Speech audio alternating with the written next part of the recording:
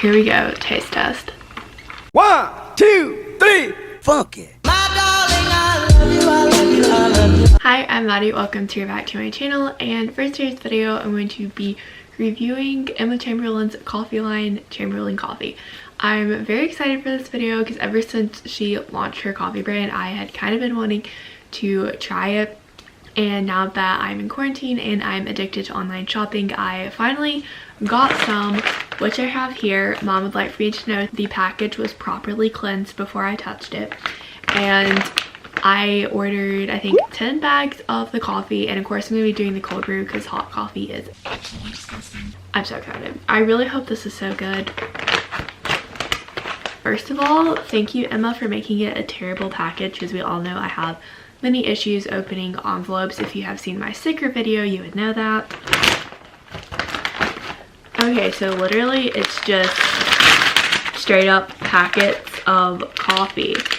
So this is what one of them looks like. I'm glad that there's not like a lot of excess packaging. Of course, the outer wrap is necessary to keep like stray coffee grounds in.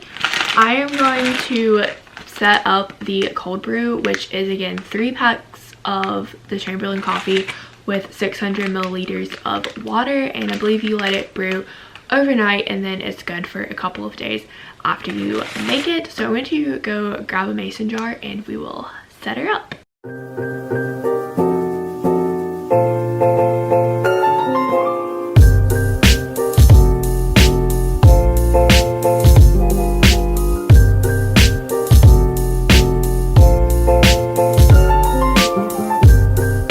Here's what it looks like with all 3 coffee bags in it.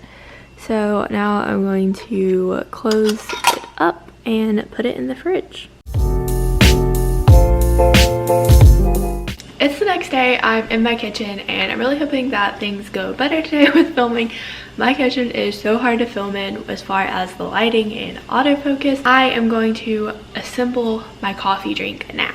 Normally when I'm making my own at-home drinks, I use the entire cup. However, I have a pretty strong feeling that the Chamberlain coffee is going to be a lot stronger than the coffee that I normally use. So I'm not going to be making an entire cup because also that would use so much of the coffee, and then we'd be having like $10 drink.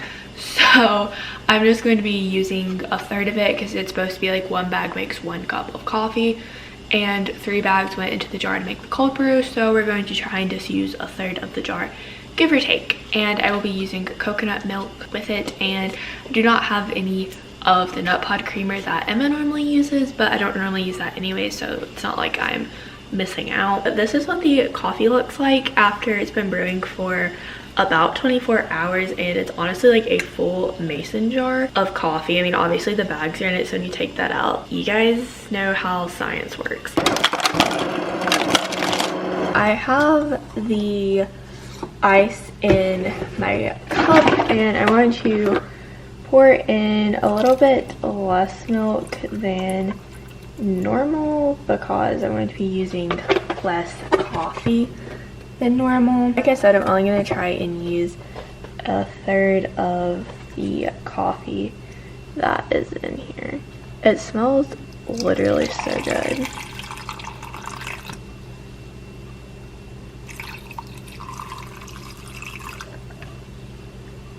Okay, so I think that's about a third, and oh my god, it looks so pretty. I still have this much left in the jar. I think that is about a third. I might have even used less than a third.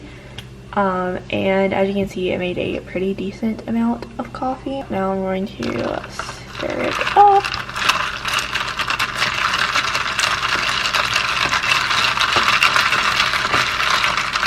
One thing that I will point out is this is definitely a lighter shade than I normally use. I don't know if it's because this coffee is lighter than the coffee I normally use, or if I put too much milk in it, but let's go taste her.